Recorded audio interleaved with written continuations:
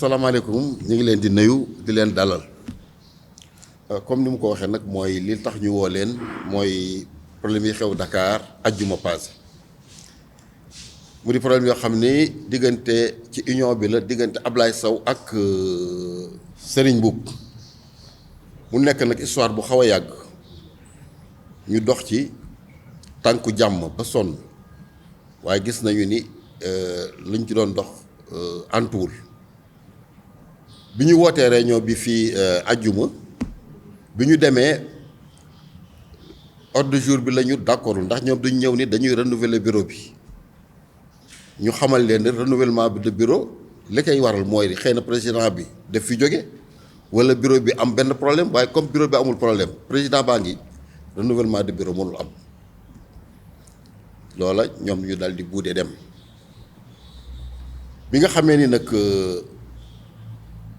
Modou li ma programme woon ndax man toujours maa doon fexe ñaari camp yëpp nekk benn même bi nu ministre bi woowee woo ñaari camp yëpp ñëw ni dafa bëgg ñu jubale leen mais ñun suñu taxawaay moo doon na ñëpp ànd nekk benn ndax itam suñu jaar-jaar ci réew mi ñun waratuñu àgg foo xam ne dañuy parparloo di far fii wala ñuy farfale ndax yaakaar nañu ni ñun war nañu mën fexe ba problème bu rëy lu mu rëy bu ñu leen dajalee man waxtaan ba jàmm am bi ñu egsee tam programme boobu la ñu xalaatoon dama waxoon ni comme na ma ko daan defee rek suñu ñëwee ñaari parti yi damay essayer fexe ñu déggoo waaye comme ordre du jour bi d'accord ci ñoom tooguñu fa kon loolu mënu woon am bi nga xamee ni nag wax nañu ni léegi programme bi ñun suñu réunion dañu koy continuer ci laa woo président Modou ni ko léegi nga ñëw toog ndax itam comme am na loo xam ni man yoon may na ma ko am na loo xam ne yoon mayu ma ko mën naa ko représenter ci bu jàmm rek xewee lépp loo xam ne réunion bu ñuy def la bu président nekkul vice président mën dafa nekk waaye suñu demee nag ci élection de bureau président yi rek ñoo mën woote comme ñoom programme boobu la ñu indi woon ci la ñu woo Modou mu ñëw bi Modou ñëwee Modou moo signé liste de présence bi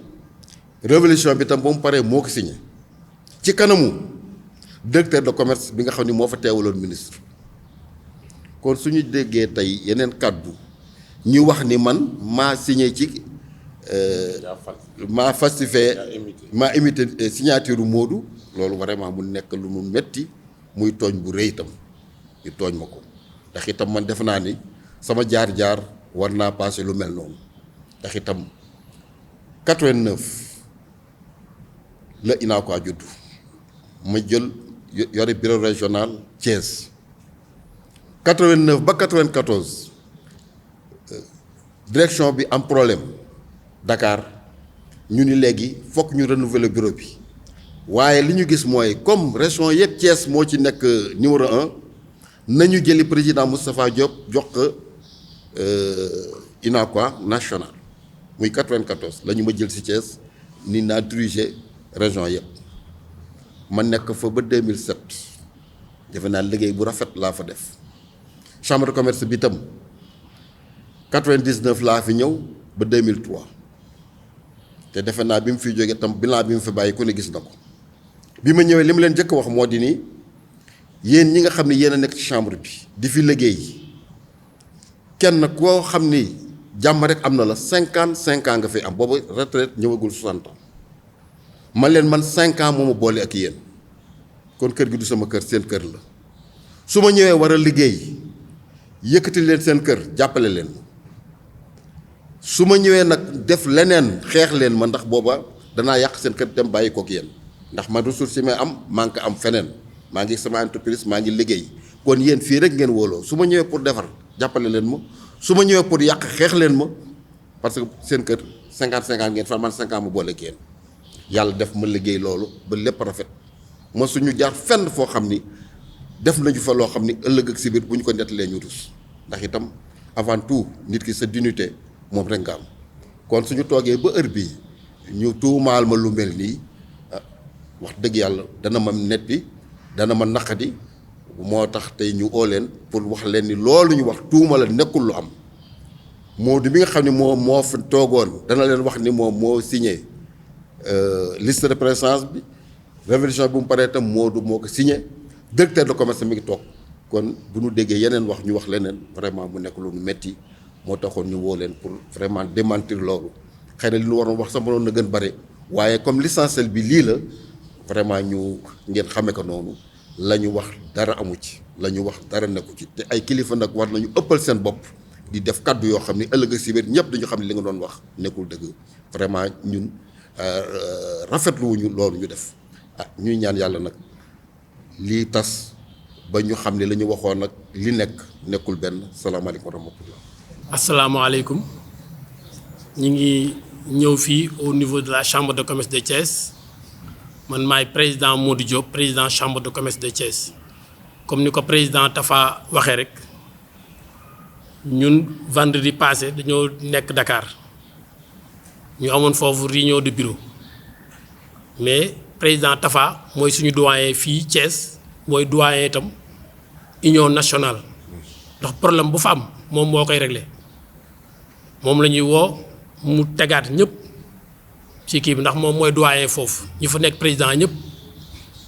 ci 14 régions yëpp ku dul Djibi Cissé je pense bien que moo fay nekk doyen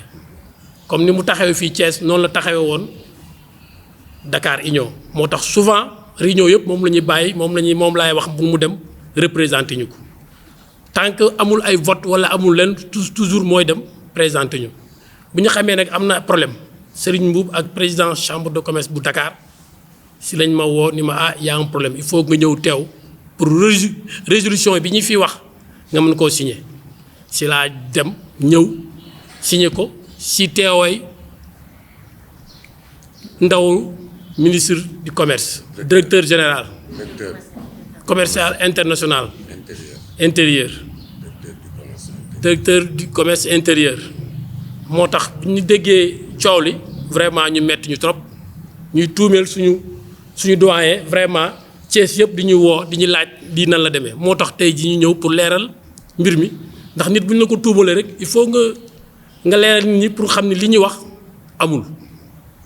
te boo dee xool Thiès c'est une région boo xam ni ñun dañuy nekkuñu fii di kii di liggéey ndax Thiès c'est un exemple si yu bëree bëri même tous les projets yi ñu fiy déroulé toujours ñooy nekk première GIZ Union européenne yëpp boo xoolee ngeen xool archives yi loolu nag bu ñu ko demee nag ba cëppaandaw ga ñu ñëw di ñuy tuumool loo xam ne ñun du suñu watuwaay Thiès c'est une région boo xam ne ñun ñëpp ñoo ñu teg bët vraiment que loolu moo taxoon ñu ñëw def conférence de presse pour leeral ndax ñun kat Thiès dañuy déglu ba extérieur ndax dañuy laaj ay information fépp partout chambre de commerce bu ñu wax dans ci Sénégal Thiès dañ ko ci sédd lu bëree bëri moo tax nag tuuma boobu ñu tegoon nag moo tax ñu ñëw weddi tuuma loolu moo tax ñu organiser point de presse bi pour leeral loolu ñi ngi remercier yëpp nag di remercier journalistes yi non Thiès souvent moom moo nekk ci milieu bi ñun ci camp Serigne Mbuub la ñuy nekk moo tax ñoom loolu moo valable bureau boobu moo valable mais bureau bële valable non ñun Thiès moom reconnaître ñu ko Thiès moom reconnaître ñu ko vraiment ndax révolution bi ñu def Serigne Mbuub ba léegi moo fa nekk président union nationale. kon asalaamaaleykum wa rahmatullah man la madame Sangaré Oumy Thiam secrétaire général chambre de commerce d'industrie et d'agriculture de la région de Thiès. par rapport ak question bi ñuy posé léegi président Modou Diop est-ce que ñun reconnaître nañu bureau Dakar bi bu bees bi ou pas mënuñu ko reconnaître parce que bureau boobu valable union nationale des chambres de commerce d'industrie et d'agriculture du Sénégal décret 2002 moo ko régir su ma juumulee 2002 du 17 mai 2002 moo ko régir décret de fonctionnement am te si décret boobu dafa wax ci article 11 jëm ba article 13 ne que pour ñu élire bureau union nationale des chambres de commerce d'industrie et d'agriculture du Sénégal il faut que d'abord ñu élire les instances au niveau national maanaam chambre de commerce 14 chambres de commerce du Sénégal yëpp dem 14 chambres de commerce du Sénégal yëpp dans chaque région dem élection renouveler les instances de l'Assemblée générale su ñu renouveler les instances de l'Assemblée générale 4 mois sous la présidence du gouverneur de région, 4 mois après, le ministre du Commerce dafay convoquer dafay convier les 14 présidents yi nga xam ne moom la ñu fal ñu daal di teg bureau Union nationale des chambres de commerce. Comme nag loolu amul élection amul le président qui fa nekk actuellement en exercice n'est pas malade, n'est pas décédé, n'a pas été radié, kenn dàquñu ko, il jouit de ses droits civiques te démissionné wul. Président Moustapha Cissé Lo bu Diourbel bi ñu toogee ñoom ñu teg point ordre du jour élection du bureau daf leen ne est-ce que élection mun na am parce que conditions yi amul, renouvellement instance yi amul, président bi démissionné wul, deewul, sénilul, il jouit de ses maanaam, il jouit de tous ses droits civiques et moraux, donc élection mënul am. Sur cette base, comme ñoom déjà sur cette base ñu ne ñoom ñu daal di génn dem, mais chambre de commerce Thiès faralul ma Samba faralul ma dem, ñu on est dëgg bi la ñu faral, droit bi la ñu faral ak légalité bi la ñu faral. Légalité bi mooy li décret 2002 wax, président Serigne boobu mooy président en exercice de l'Union nationale des chambres de commerce, d'industrie et d'agriculture du Sénégal, boobu la ñu reconnaître. Ab beneen bureau sax dafa amul parce que beneen bureau su doon mënul am sans la convocation du ministre, mënul am sans le renouvellement des instances au niveau régional. Kon beneen bureau amul, c'est caduc. Qui plus est, ils sont minoritaires parce que président Modou Diop mii la ñu tuumaal ne nekku fa, tuumaal président Moustapha Diop ne moo ko imité. Le président Modou Diop était bien présent, donc ñoom su ñu nekkee 7 bi yeneen 7 ñoo nekkoon, la voix du président en exercice, en l'occurrence président Serigne Mboup, président en exercice de l'Union nationale, est une voix propre prépondérante su fekkee tey nekk dafa nekk ñaari comment dirais-je dañu nekk à égalité. Donc même si élection amoon, président la voix du président Serigne Mboup moo doon nekk 8e voix contre 7, kon élection kon loolu sax union actuellement bureau bi fi nekk moo naroon gagné. Là, à forte raison, il n'y avait pas de raison de tenir une assemblée générale de renouvellement des instances du bureau de l'Union nationale des chambres de commerce, d'industrie et d'agriculture du Sénégal. Merci.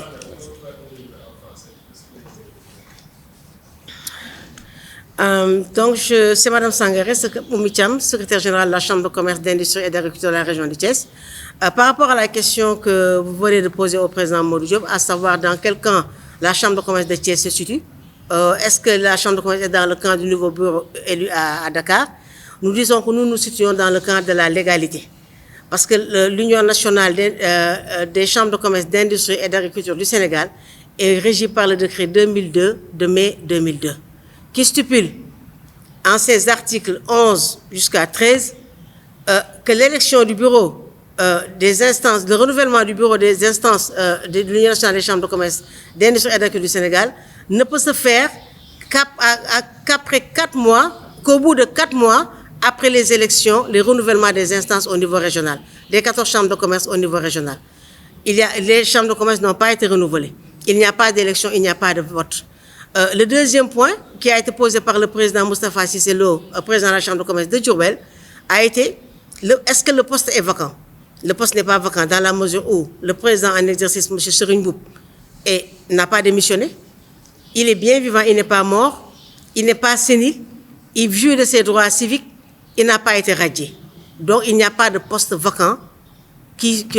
pourrait conduire à une quelconque élection du bureau de l'Assemblée consulaire. Donc quand ils n'ont pas été capables de répondre à cette question a été posée devant le directeur du commerce intérieur, qui était là en tant qu'observateur représentant du ministre. Donc ils ont boudé la séance, ils se sont retirés. Ils ont créé un semblant de bureau qui est minoritaire, parce qu'il y avait 7 présidents dans la salle. Ils étaient partis à égalitaire, ils étaient 7 partis, mais la voix du président en exercice est une voix prépondérante en cas d'égalité. Ils étaient 7, nous étions 7, la voix de Serigne Mboup était la 8e voix. Donc même s'il y avait vote, élection de bureau, c'est dans le décret. C'est toujours le décret 2002, de mai 2002. Donc la voix de Serigne Mboup était une voix prépondérante qui allait porter à 8 le nombre de voix qui allait le réélire à la tête de l'Union nationale des chambres de commerce, d'industrie et d'agriculture du Sénégal. Donc la Chambre de commerce de Thiès est dans la légalité et dans le droit. Et de ce fait, le bureau de Dakar n'est même pas légal parce que ce n'est pas le ministre qui a convié. Il n'y avait aucun représentant du ministère du Commerce, donc qui représente la tutelle des chambres de commerce, d'industrie et d'agriculture du Sénégal. Merci beaucoup.